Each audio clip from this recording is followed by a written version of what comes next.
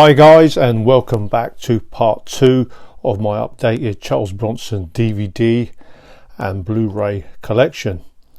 And for those who missed part 1, I will share that video in the description box down below of my Charles Bronson collection, part 1.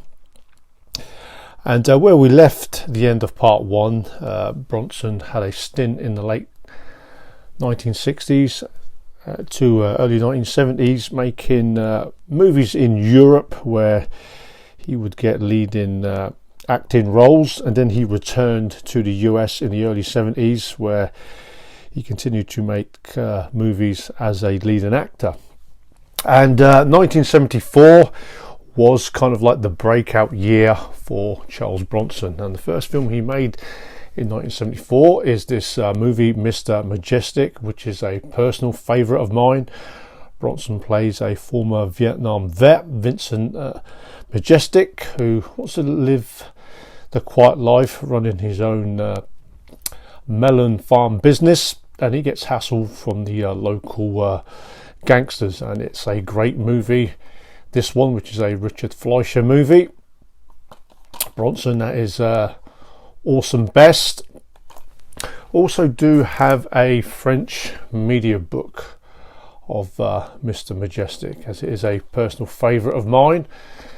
This is an 80-page media book. Some great photos of this great Bronson badass movie. Also starring Al Lettery as Frank Render, the hitman in this movie. And there is Charlie Bronson. Great movie, Mr. Majestic. Definitely in my top 10 and personal favourite movies from his career. And then Bronson went in to his next movie, probably his most known movie, most iconic character that he played on screen, Paul Kersey. And this is Death Wish, the fourth movie with collaboration with British director Michael Winner. This is the German media book, which is limited to 333 copies. They did produce 4 covers. And actually, Death Wish was taken from the Brian Garfield novel. And United Artists actually wanted Sidney Lumet to direct this picture, but he decided to direct Serpico with Al Pacino. And then in came Michael Winner, and he insisted Charles Bronson, because the original actor they wanted was actually Jack Lemmon, believe it or not. And also Henry Fonda was also considered. But yeah, Bronson plays a New York architect, and he has his wife murdered and his daughter sexually assaulted by muggers, and it kind of tips him over the edge. And Bronson becomes a vigilante, hitting the streets of New York, hunting down muggers. Hugely controversial for its day, and a box office hit. And Bronson finally, in his early 50s, got the big box office hit movie in the US. Some shots of the movie. Some poster shots. Also Gregory Peck was also considered as well, and Lee Marvin, the 2 actresses who played Paul Kersey's wife and daughter. And also a young Jeff Goldblum played one of the muggers. Vigilante, city style judge, jury and executioner. Now Bronson, the success of this movie, he became the #1 male actor worldwide.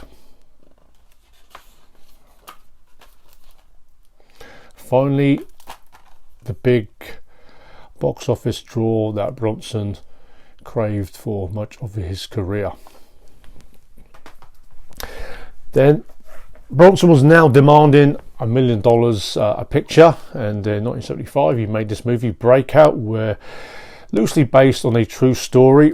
He plays a helicopter pilot hired for a prison breakout in Mexico for a framed innocent prisoner played by Robert Duvall. This one's a decent action and quite comedic movie. Bronson did insist on having his wife Jill Ireland in this movie Breakout, but a decent movie. And then Bronson followed that movie with another great movie. This is Hard Times, Walter Hill's first movie, and this one's set in the 1930s during the Great Depression in New Orleans, where Bronson plays a drifter named Cheney, who's a bare knuckle fighter, and then he gets managed by Ace, played by James Coburn. And what a great movie this one is. Fantastic movie, one of Bronson's best. And Bronson was in fantastic shape for a man in his early 50s.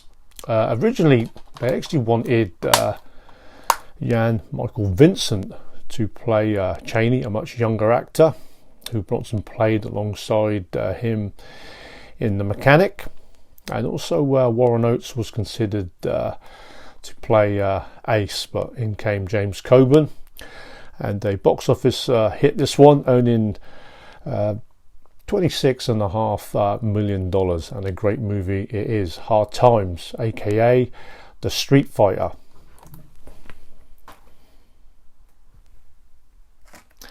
Then Bronson went back to making westerns. The next one is Breakout Pass, based on the Alistair MacLean novel. This one Bronson plays an escorted prisoner on a train, and it's actually a mystery western, and he plays an escorted prisoner, John Deacon, on a train, but he is working undercover in this western. Pretty decent western, this one, Breakout Pass. And then the next western is it's a comedy western, From Noon Till 3. And this one, Bronson plays an outlaw who is on the run, where he seeks refuge with a young female widower played by Jill Ireland, a quite well-off widower.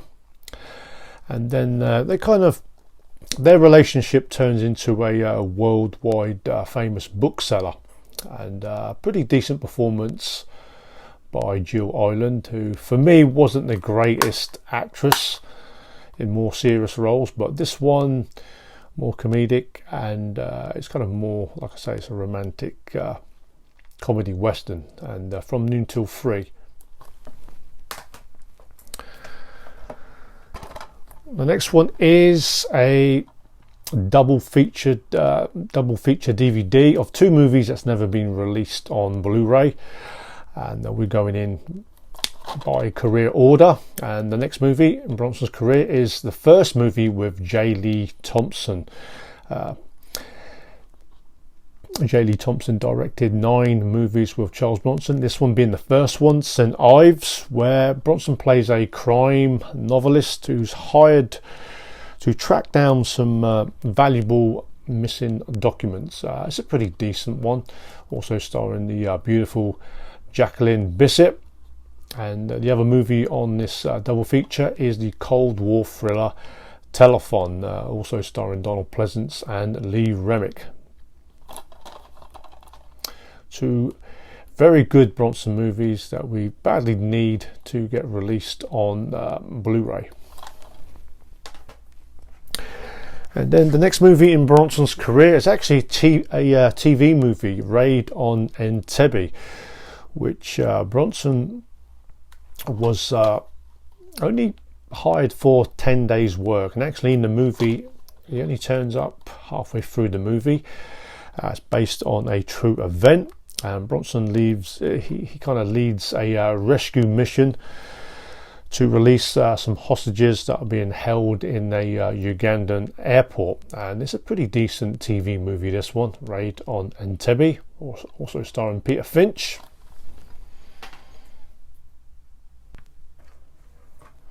On to the second movie that J. Lee Thompson directed with Bronson. This one is The White Buffalo, kind of a fantasy gothic western, where Bronson plays Wild Bill Hickok, who goes after the great white buffalo. Yeah, I do enjoy this one. It does kind of get panned a little bit for the effects on the white buffalo, but a decent western, this one. And J. Lee Thompson described this as Moby Dick of the West, and it's kind of a man versus beast western, but a pretty good, entertaining one. This is The White Buffalo. The next movie is Love and Bullets, and a lot of releases for the Love and Bullets movie are in full frame. But this is actually a bootleg rip of a Scandinavian copy. Love and Bullets. Bronson plays a cop who is sent to Switzerland to bring back a very important witness, a girlfriend of a crime boss played by Rod Steiger. A decent movie, this one, Love and Bullets, and another one that definitely needs a Blu-ray release. And the girlfriend of the crime boss is played by Jill Ireland, another performance in a Bronson movie.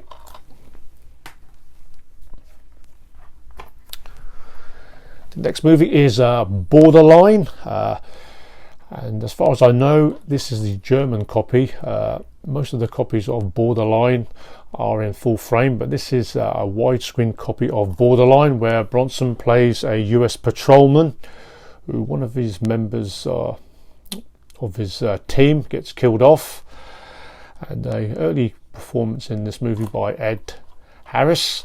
Originally this movie was to be played by Gene Hackman, but then in came Charles Bronson, and a pretty decent one, this one, Borderline.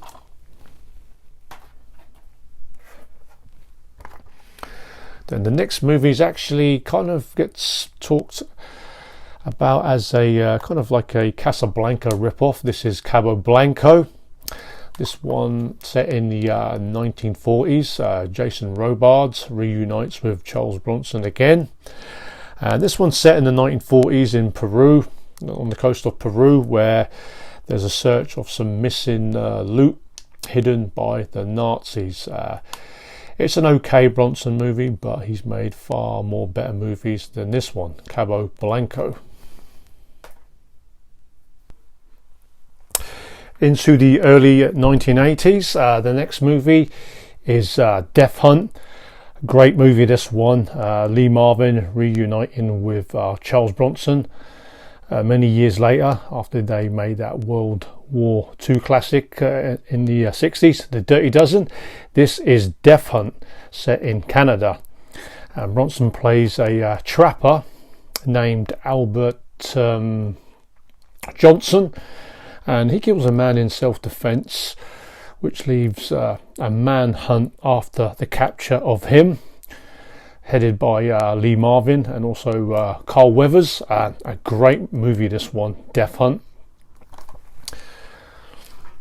And then finally, Bronson appeared in the sequel of Death Wish 2 in 1982, which turned out to be the first movie he made with Canon Film.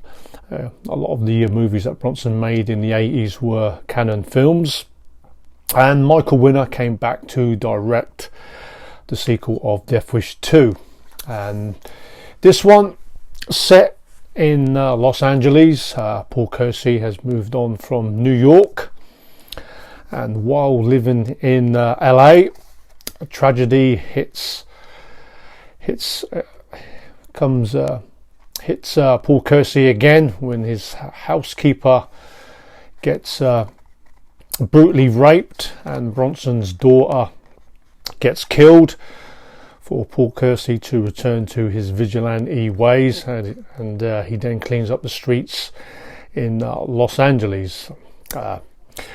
Box office hit, and Bronson actually commanded $1.5 million for the sequel of this, and this is the German media book. Early role there for Lawrence Fishburne, who actually played one of the muggers.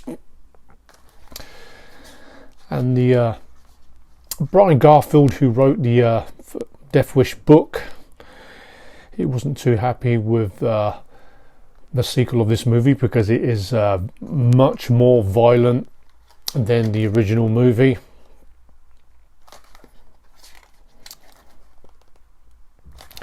But Bronson delivers the goods, branding out his own way of justice.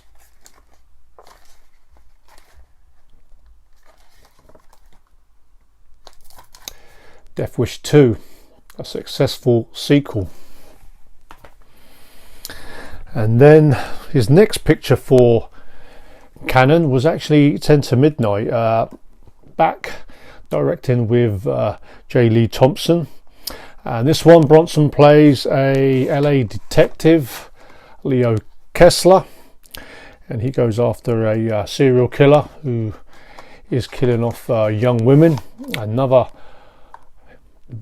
highly violent movie, this one, and quite a cult following among horror slasher movie fans. 10 to Midnight, another very good Charles Bronson movie.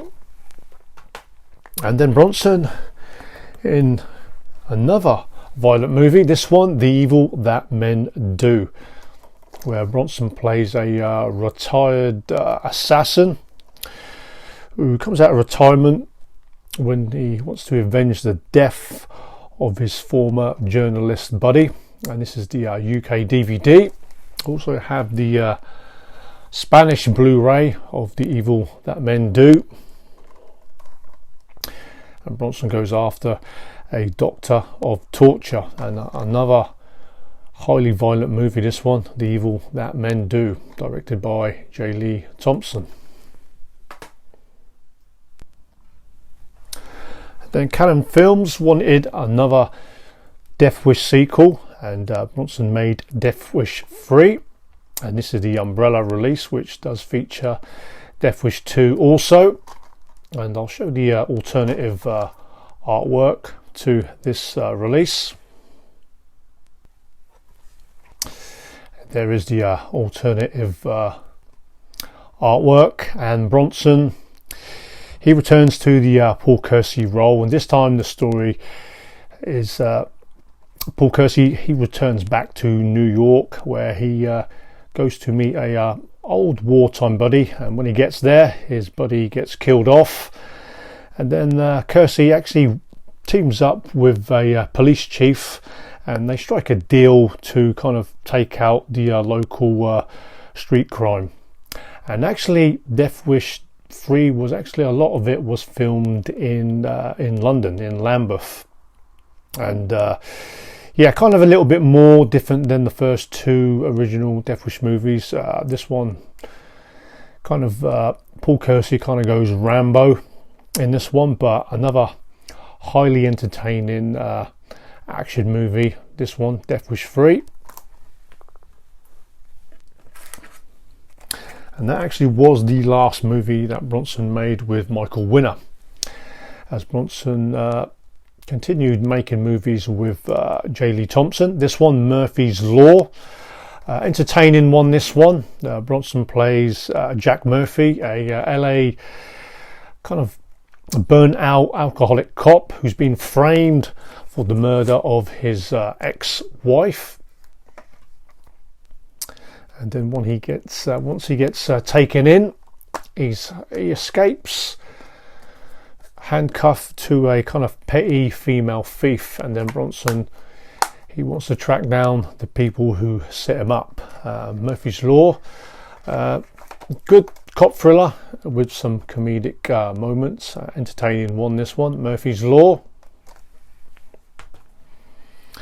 Then Bronson's next movie is actually a TV movie, Act of Vengeance, where the story is set in the late 1960s, where he plays a union boss, and based on a true story, this one, on the election of the kind of miners.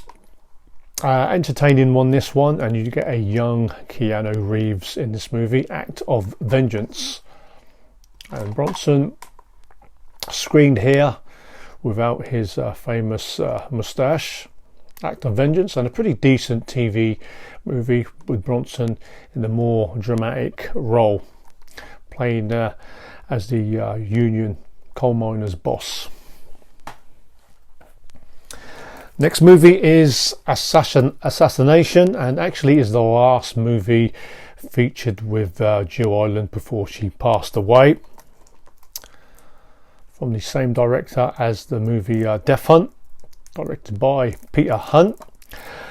And another canon movie, this one, where Bronson, he plays like the bodyguard of the president, and he has to protect the First Lady, played by Jill Ireland. Could have been a whole lot better, this one. Pretty disappointing Charles Bronson movie, this one, Assassination. And then Canon was in kind of in trouble, not really making a lot of profits worldwide in a lot of their movies. They went back to filming another Death Wish sequel, this one Death Wish 4, The Crackdown. And this one, Bronson, his girlfriend's daughter dies of an overdose, and Bronson wants to take out the drug cartel gangs. Not a bad one, but again, it's not as good as the first two movies. Also, this one does feature Death Wish 5 in this umbrella release, which we'll talk about later. Into the late 1980s, and another Lee Thompson movie, and Bronson now is not doing so much physical demanding roles. This one is Messenger of Death, where he plays a reporter who's investigating a mass murder of a family of Mormons. A pretty good storyline, but they're not as action-packed as some of Bronson's earlier movies. Messenger of Death.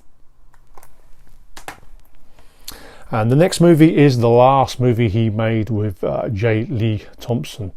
This one, Kinjai, Forbidden Subjects. Bronson plays a LA cop who wants to take down a organisation that forces underage girls into prostitution. Another highly violent storyline in this one, Kinjai, Forbidden Subjects.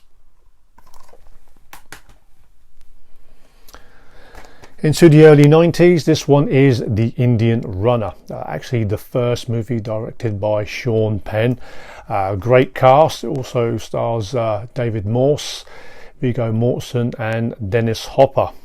This one is about a relationship of two different brothers, and Bronson, he plays the father of the two brothers. A pretty interesting role in this one, a supporting role for Charles Bronson, but a very decent film, The Indian Runner, directed by Sean Penn in his debut as a director. Next movie is Yes, Virginia, There Is a Santa Claus. A underrated Christmas movie, this one, where Bronson, he plays a writer for a newspaper, and he answers a special letter sent in by a little girl asking if there is a Santa Claus. Yeah, I enjoyed this Christmas movie. Yes, Virginia, There Is a Santa Claus. A different role for Charles Bronson. And the next movie is a very different role. This one is The Sea Wolf, where Bronson plays a nasty piece of work. The movie also stars Christopher Reeve, and Bronson plays Captain Wolf Larsen, a ship with a shipwrecked aristocrat, a con woman, are on board on this crazy captain's ship. It was an okay movie for Charlie Bronson, in a much different role of him playing a villain in The Seawolf, and this is the German edition, in one of Christopher Reeve's last acting roles. Into the mid 1990s and late 1990s, into the last few films of Charles Bronson. The next one is a TV movie, Donato and Daughter, also known as Dead Rights. Even though this one's a TV movie, it's quite basic. Bronson and his a father and daughter at odds with each other, and they actually team up in a case. It's an okay movie for a TV movie, but fairly basic one in Donato and Daughter. And Bronson's last cinema release was actually Death Wish 5, The Face of Death. Pretty disappointing final Death Wish movie, where Bronson, his fiancée, played by Leslie Ann Down, has problems with a fashion business with fellow gangsters. Much low budget Death Wish movie. Just a shame that it wasn't it didn't finish the Death Wish series off with a bang. But Death Wish 5, The Face of Death, a rather disappointing Death Wish movie, and Bronson's last cinematic release.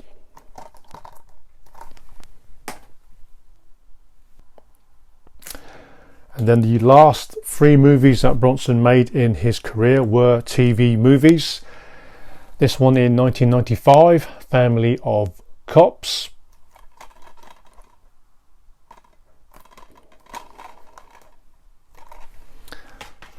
And then 1997, Breach of Faith, A Family of Cops, Part 2.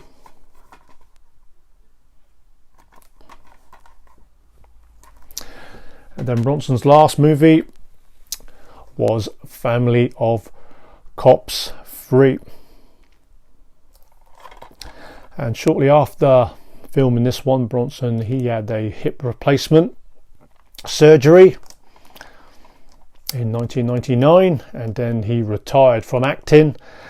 And then Bronson, in 2003, he died at the age of 81 years of age. And I also have some Charles Bronson books.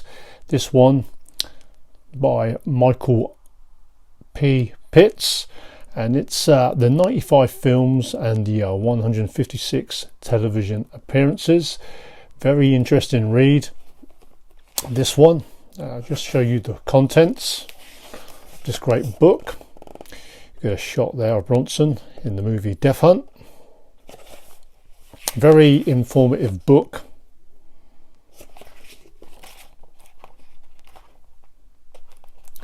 Where you get plenty of information on the movies and the TV series that he appeared in.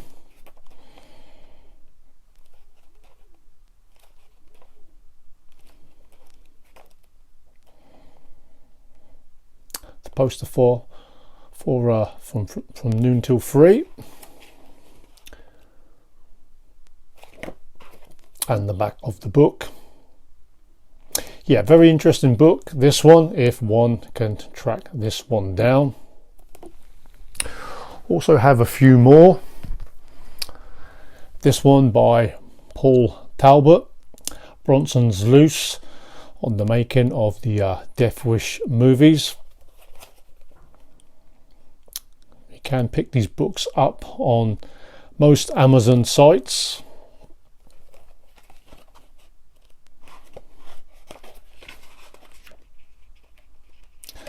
I'll show you the contents, and this one is mainly about all the Death Wish movies, stories behind the scenes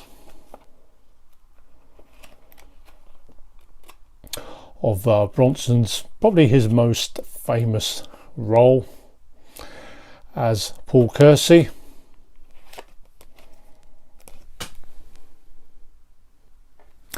And the last book is also another Paul Talbot book, Bronson's Loose Again on Set with Charles Bronson. This one, you can pick this one up in paperback or hardback.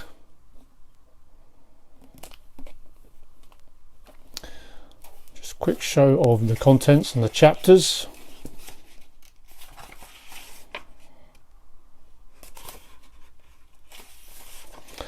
There are all the chapters, and this one's mainly about the other films that Bronson made towards the end of his career. A shot of Borderline. So guys, if you are a Charles Bronson fan, these are highly recommended books. So guys, I hope you enjoyed this video as well as part one. Please list down some of your favorite Charles Bronson movie fans. I hope you enjoyed both videos, and hope to hear from you in the next video. So take care, and this is my updated Charles Bronson DVD and Blu-ray collection of one of the great tough action stars on screen, Mr. Charles Buczynski, also known as Charles Bronson.